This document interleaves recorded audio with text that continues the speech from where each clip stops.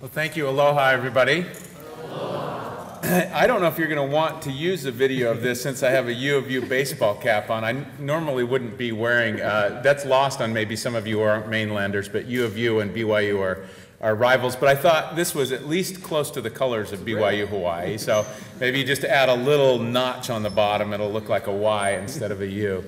As Brother Tanner mentioned, we literally just drove from the airport here. We spent the night in the LA airport waiting for our flight. The door wouldn't seal right, and they tried to repair it 4 times. They kept telling us 20 minutes, 20 minutes. Well, it turned into about 12 hours. And so as long as you don't stand too close to me, we'll probably get along all right today.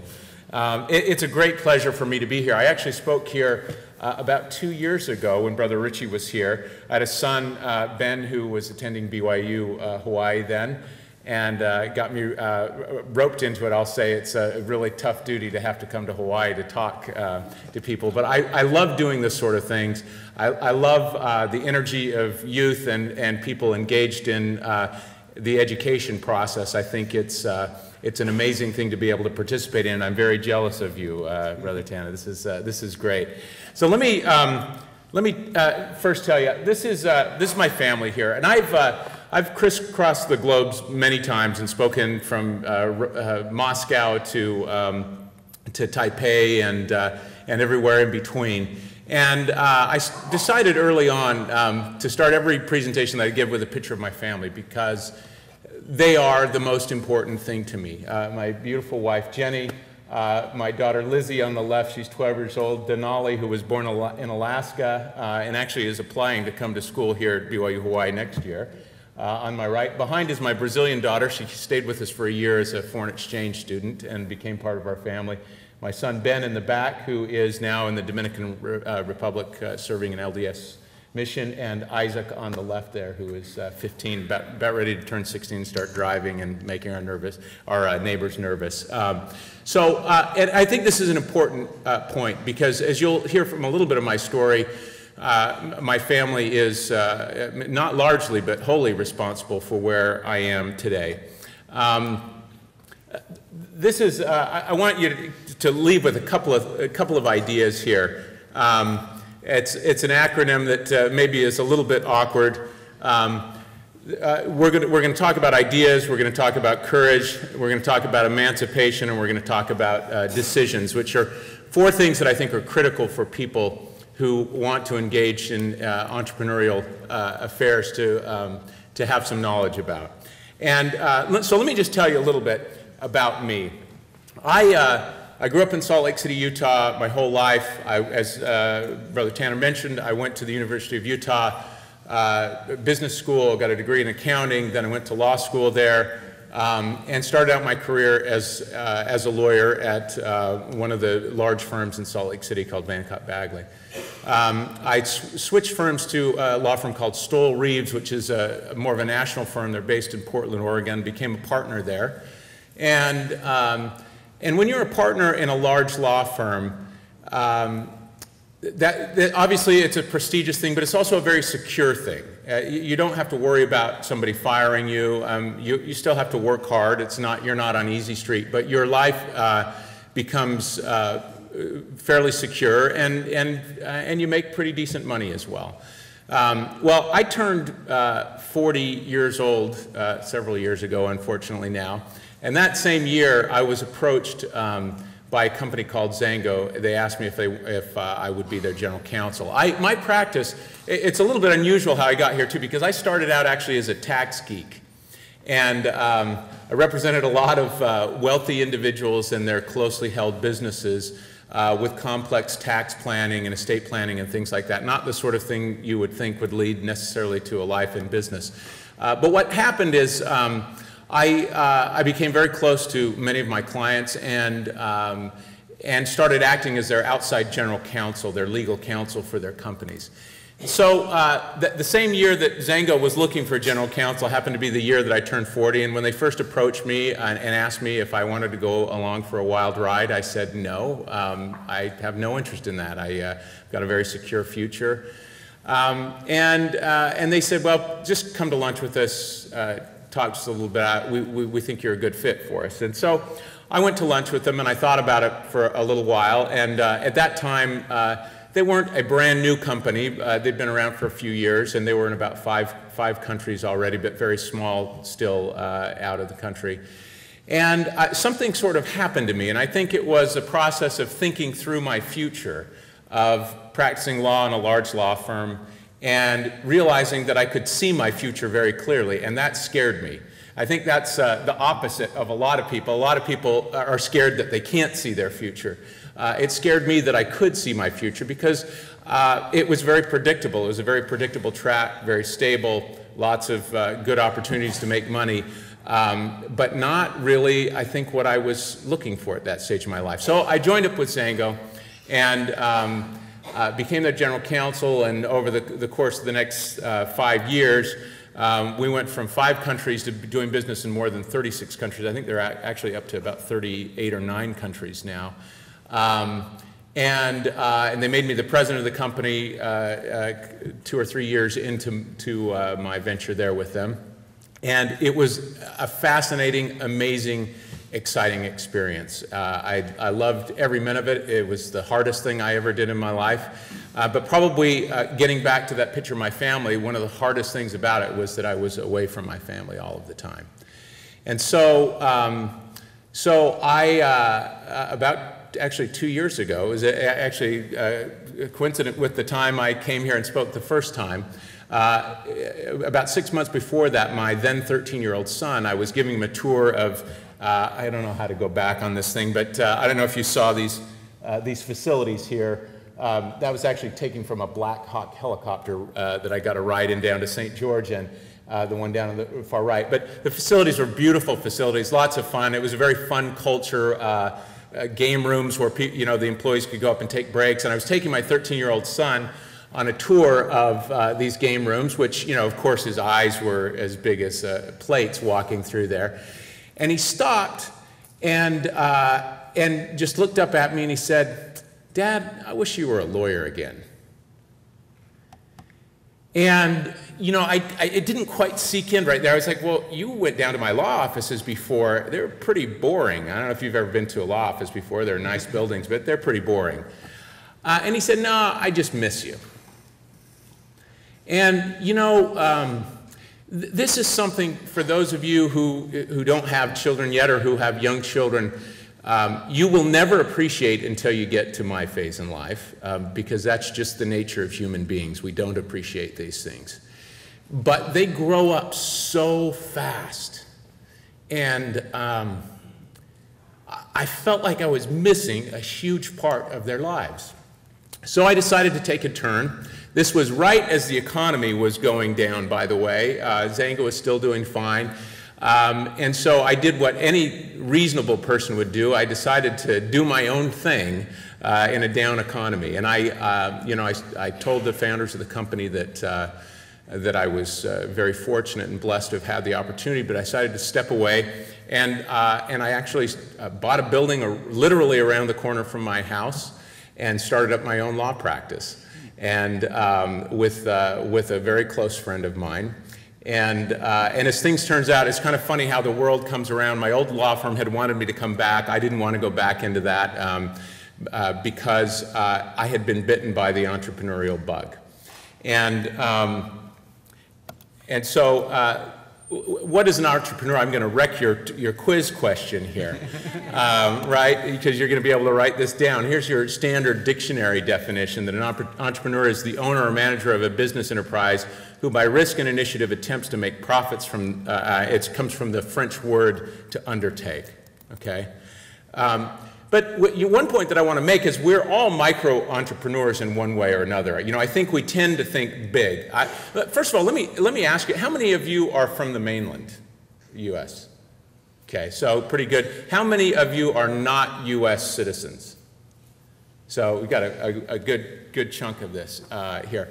One of the things that, Zango was a nutritional supplement company, but it was a network marketing company. And I know people have a range of emotions about network marketing. I can tell you one of the reasons when they first approached me and asked me if I'd be their general counsel, one of the reasons I wasn't interested in them was because it was a network marketing company. You know, this is the ones they come over and try and push an opportunity on you, like Amway or Knives or things like that. But as I looked at the businesses and as I got to know it better, what these companies do that is pretty interesting is they provide entrepreneurial opportunities.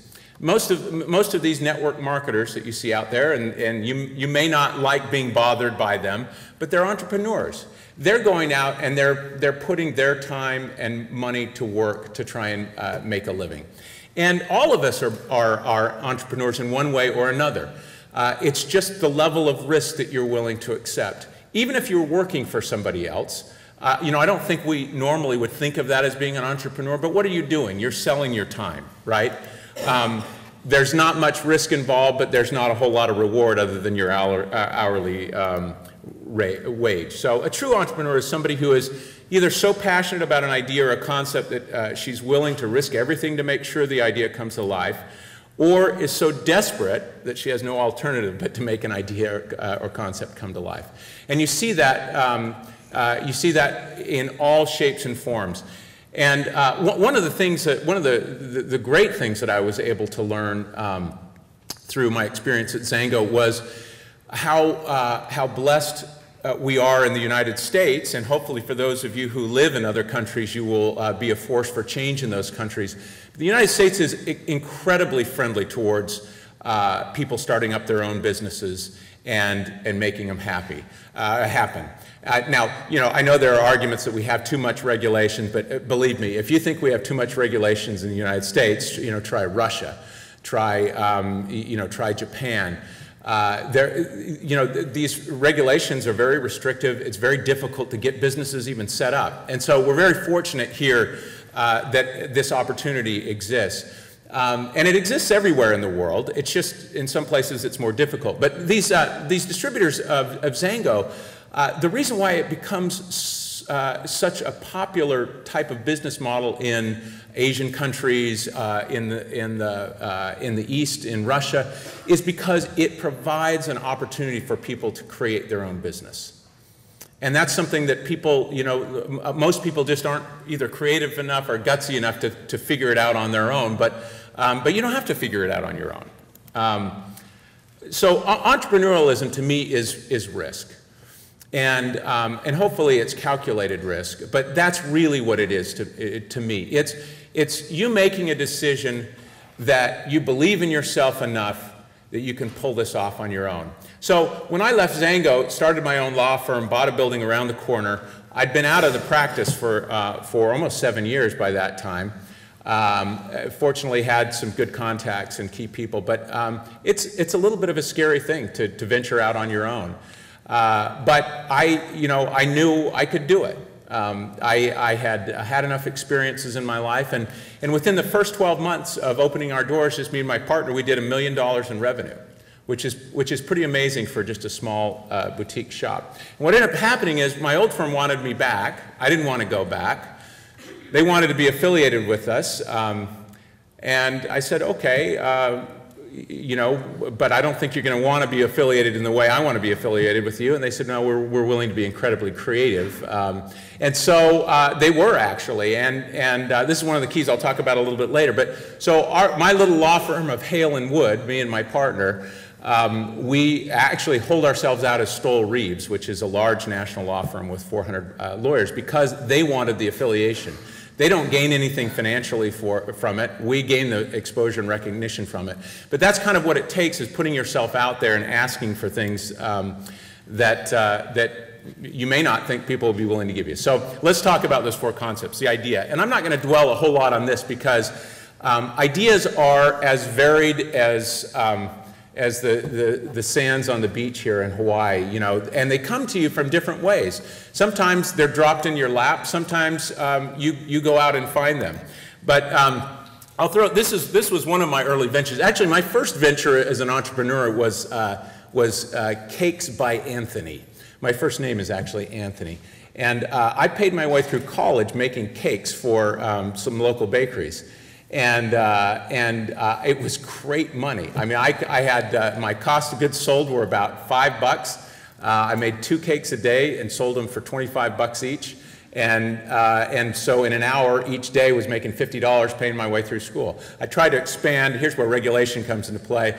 And the health department wouldn't allow me to do it officially because I didn't have separate bathroom facilities, and so my dreams were crushed of being a great baker someday. So then about 6 years into my law practice, actually a little longer than that, about 10 years into it, I actually taught an LSAT course up at the University of Utah for a couple of years. And this was right around 2003 when portable DVD players, you guys probably don't even remember this, you're all iPads and iPhones and everything's very portable, but portable DVD players were just coming into price range where people could afford it.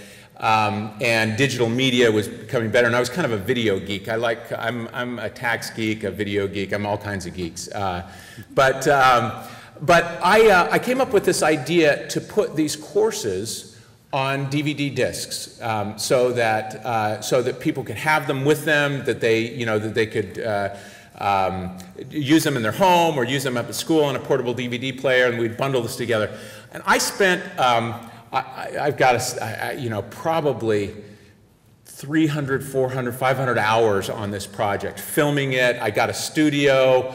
I got other talent to do it that actually looked better than me, and some real great things, and spent hours and hours on the editing table.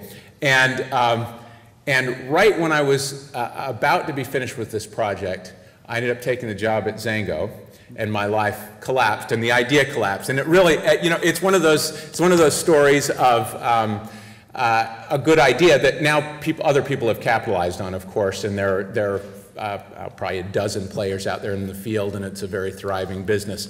But I mention this to you because not all ideas pan out. Even if they're good ideas, sometimes something in your life interferes with you to prevent it.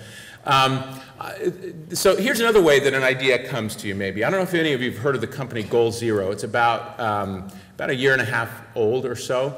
And they produce, I don't know if you can see the pointer here. This is Robert Workman right here. A fascinating guy. He was actually in the scrapbooking business before, sold that business.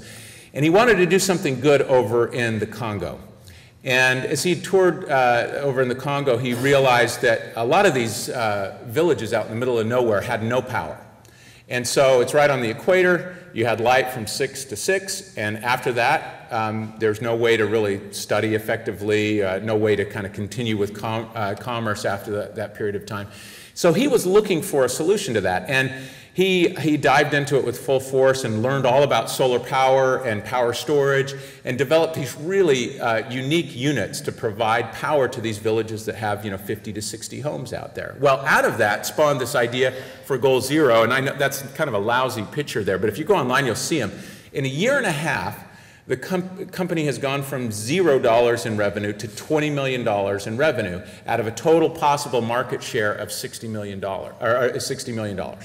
It's projected that this market segment will grow to the $2 billion mark in the next 10 years or so.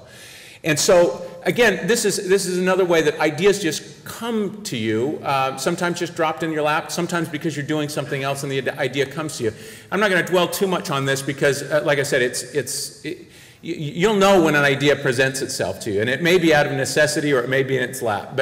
But that's what an entrepreneur needs to have, though, is an idea they can wrap their hands around and their mind around and make it happen.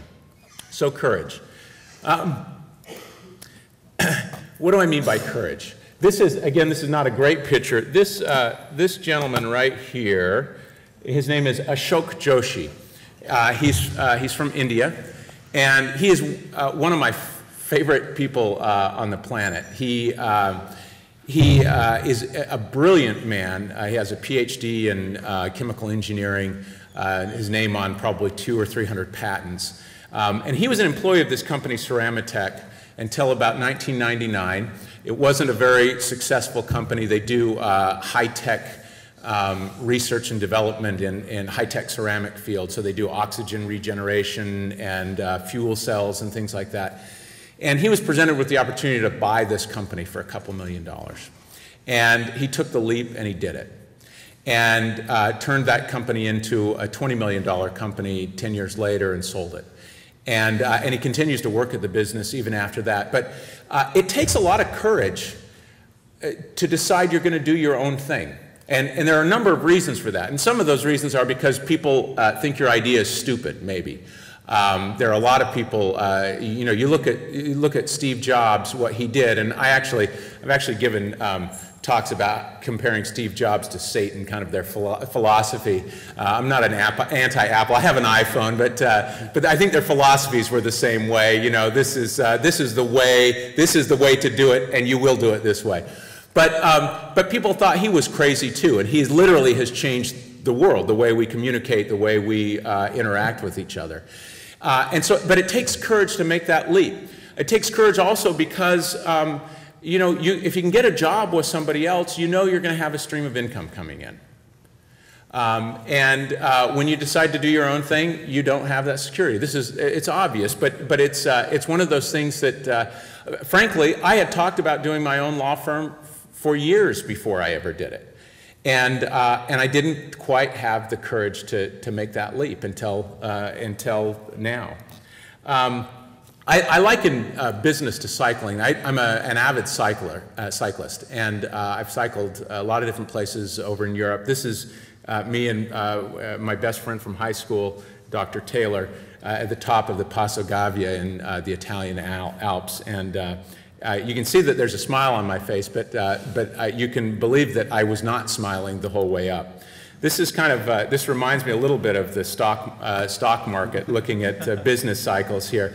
But in this one day, we climbed these two peaks. And these peaks, if you've ever been in the Italian Alps before, they put roads where they have no business putting roads.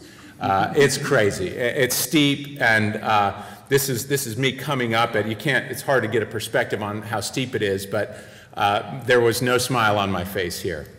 And these roads, because they're on such steep mountainsides, they're dotted with these tunnels. And most of the tunnels that we'd go through, you know, they'd have a cutaway, or they were short enough that you could kind of see light at the end of the tunnel. And this is kind of like business to me, because you'll run into problems. You'll have your ups and downs. You get the courage to start.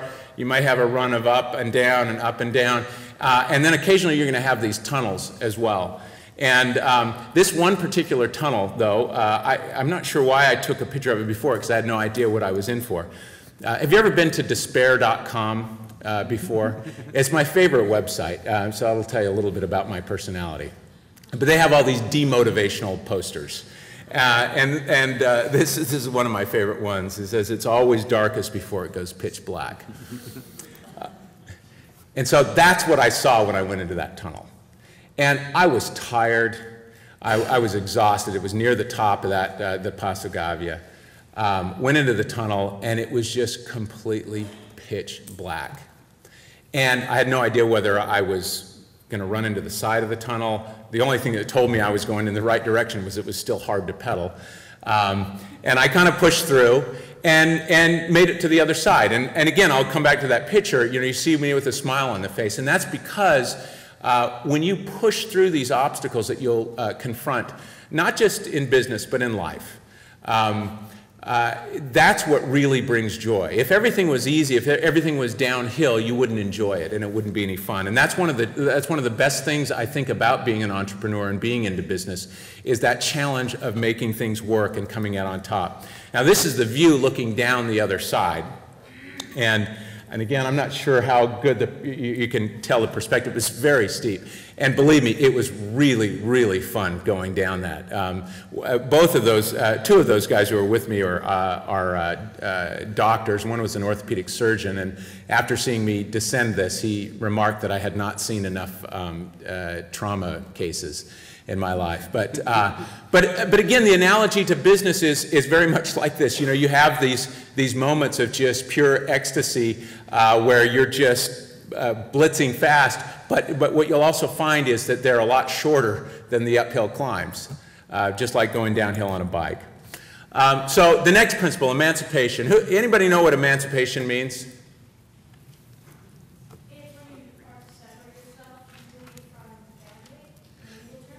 Yeah, and actually, that's exactly right. And I think most people would go more directly to the source of the word, which is I'm free. I'm free from my parents, right? I mean, it's freedom. I could have used the word freedom, but then it wouldn't have been iced in my acronym, right? So IFT, which isn't very clever. But emancipation. So what do I mean by this when it comes to being an entrepreneur?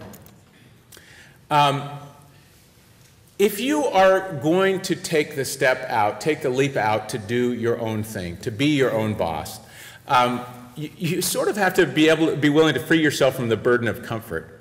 I don't know how many of you have read the book by Steve Collins, I think, Good to Great, but he talks about how the good is the enemy of the great, and that's so true in life. Because it's so easy for us to get comfortable where we are. We don't stretch ourselves. We just coast. We do our job.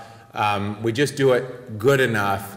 But because we do it good enough, nobody expects us to be great, and we don't expect ourselves to be great.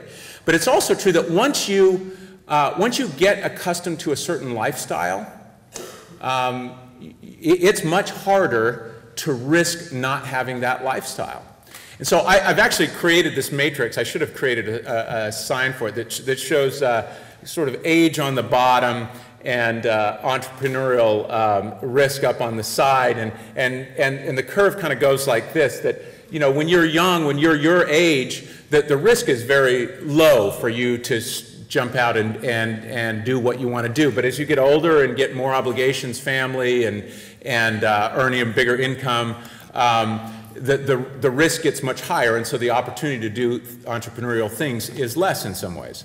So here's the other thing, is keep your obligations to a minimum. And I don't mean a family. A family is family is not an obligation. A family is a support. I never could have done what I have done without my wife and without my kids to encourage me on as well.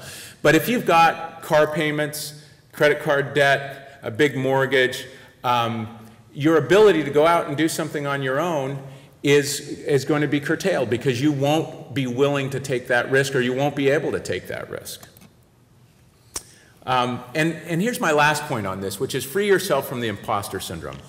So I spent easily the 15 years of my career wondering when somebody was going to find me out.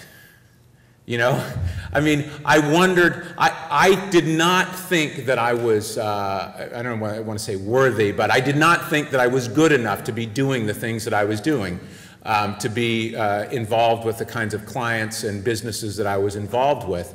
And I think a lot of us, a lot more people I've come to learn over time suffer from this syndrome, which is, geez, one of these days somebody's going to discover that I really am a dope. And the reality is that you are as good as you think you are. And it's not likely anybody's going to find out that you aren't as good as you think you are. And the converse of that is true as well, that no one else is likely as comparatively as amazing as you think she or he is, right? We tend to project on other people success that isn't there, whether it's in their relationships or in their business, or we don't think that they suffer from the same insecurities that we do. But I'm here to tell you, look, I've represented people from the founding members of Staple to Market Data Corp to Myriad Genetics. I've had a very amazing opportunity to get to know amazing human beings, and we're all alike. It's just that some of us do a better job of fooling people into thinking that we don't have these insecurities. So you need to free yourself from that, emancipate yourself from that. And then decisions. This is, I think, here's another despair.com poster. It says, mistakes. It could be, that's the hull of a ship if you can't tell. It could be that the purpose of your life is only to serve as a warning to others. And I'm fascinated by the decision-making process, and what fascinates me most about it is that none of us really understand it. They don't really teach it in school. And it's only been recently, with advances in neuroscience, that scientists have been able to figure out how we make decisions. And by the way, there's a great book. I don't know if you've read the book Blink by Malcolm Gladwell, or How We Decide by, I think it's Jonathan Lehrer, I believe his name. But that book, How We Decide, is a fascinating insight into the human mind and how we do things. And most of us, most people, don't like to make mistakes, I would gather. Is there anybody, do we have anybody in here who really loves to make mistakes? By any hands? No, we don't. But the cold hard reality is that we don't learn by getting things right nearly as well as we learn by getting things wrong. In fact, they did the study on fifth graders, and they took two different approaches with these kids. They told some, they praised them for how good they were doing, and the others, they praised them for the process that they were going through. And what they found was those that were being praised for how well they did, what their outcome was, they didn't challenge themselves. They took on tasks that they knew they could do instead of those that they ought to be striving to do. Whereas the children who were encouraged by the processes they were taking rather than the outcomes, they weren't scolded for making bad mistakes. They weren't told that they were, they were wrong. They were encouraged by the process they were going through. They excelled far above the ones who were told how great they were. And so we have to be careful not to worry too much about mistakes. They're an inhibitor to making decisions. And if you cannot make decisions in business, you die. Now, if you ever come by Salt Lake, come into my office and you'll see I have this is the game of squash. I don't know how many of you are familiar with the game of squash. It's not terribly popular in the United States, but it's a very fast-paced game. I don't even like to compare it to racquetball because racquetball is not a sport in my book, but that's just the snobber in me coming out. But if you come to my office, you'll see on my wall a shrine to all of the broken squash rackets that I have. And I keep it there as a reminder. It's right next to a mangled keel guard from my boat, and they're both there as reminders to me that there are a couple of different kinds of mistakes. There are process mistakes that you're going to make those mistakes and you will learn from them, but they're the kind of mistakes that you should really try to avoid because they're just not going down the checklist and checking things off. And then there are mistakes that are born out of trying to stretch yourself to accomplish something beyond what you think your limits are. And in squash, it's a game of millimeters. You're hitting the ball down along the side of the wall, which is where you frequently break rackets. But I have that there to remind me that, that's how you win, is going for it. And yeah, you're going to break a few rackets along the way, but you will get more than you lose on that. And so, so it's important that you make those decisions, that you're not afraid to make the mistakes, that you're willing to go for it, and you're not afraid to be embarrassed by it. And so, those are the four things. And I want to just add a few bonus points here. It's critical that you become properly educated. And there are a number of ways to become educated. You guys are doing the right thing by being in school here. But that's not it. In fact, in many ways, I feel like my education started after my education. I got through my business degree in 3 years. I went right into law school after that. I did very well in school, but I didn't really feel like I was educated. And ever since then, I've been trying to catch up. I don't read novels anymore. I'm kind of a boring person that way. I read science and history books. But being educated is critical. And it doesn't take a classroom to do it. You need to dedicate yourself to reading, to understanding what other ideas are out there. You need to learn how to think.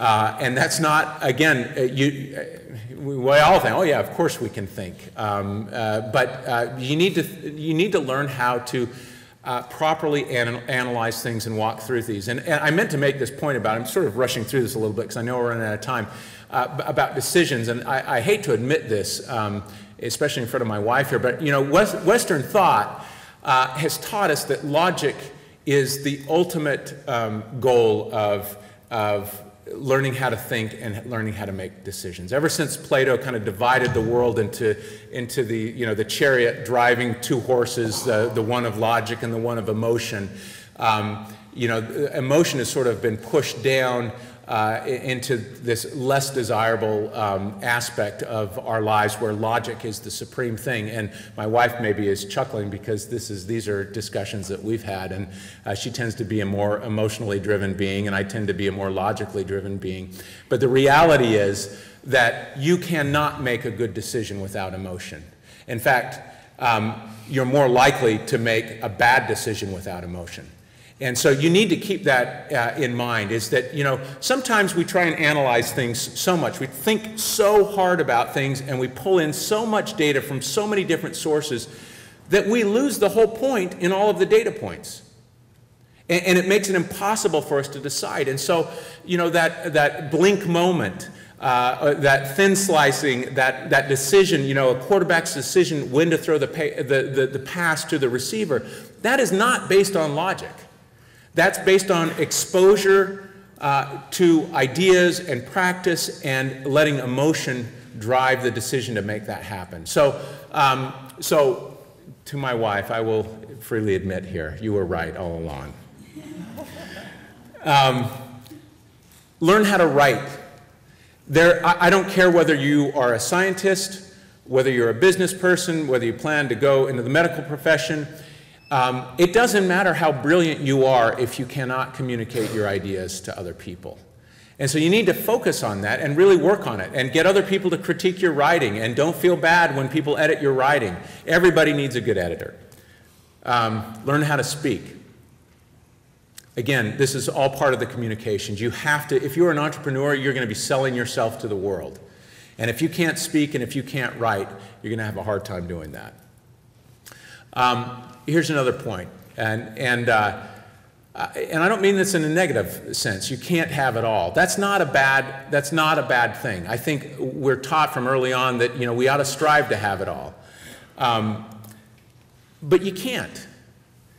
The important thing to remember is that you can have enough, and many of you will have far more than enough.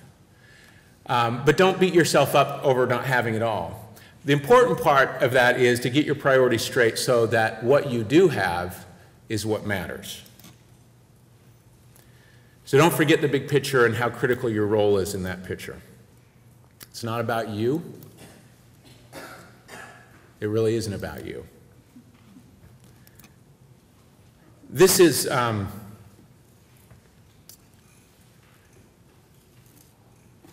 picture of a mother and her young child at an AIDS camp in Cambodia that I took when I was over there. I was kind of sorry that I didn't have a better camera at the time. If you do the things that you're intended to do on this earth, if you work hard, if you become educated, if you try to build something, the Lord will put you in places where you can help others, which is the big picture. And I was very fortunate. I can't take any credit for this, but I was very fortunate to actually be over in Cambodia at the time when I took this picture. Zango was involved with a lot of different relief efforts, and one of the things that we did is we provided this admit substance that actually the LDS Church distributes to poverty-stricken areas, which is a food supplement used to give to malnourished children to help them get back to good health. And our